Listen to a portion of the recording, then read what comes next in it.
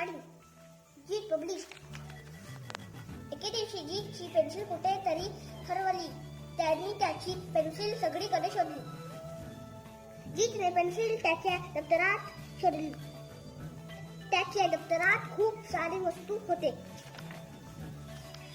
बबली तिचे दप्तरात उलटे केले. त्यातून विटी, पिसन, दोरे, टोपण आणि दगड खाली पडले. जीतच्या दप्तरातून आणखीही काही वस्तू निघाल्या. बबलीने आंब्याची एक कोळी उचलून घेतली.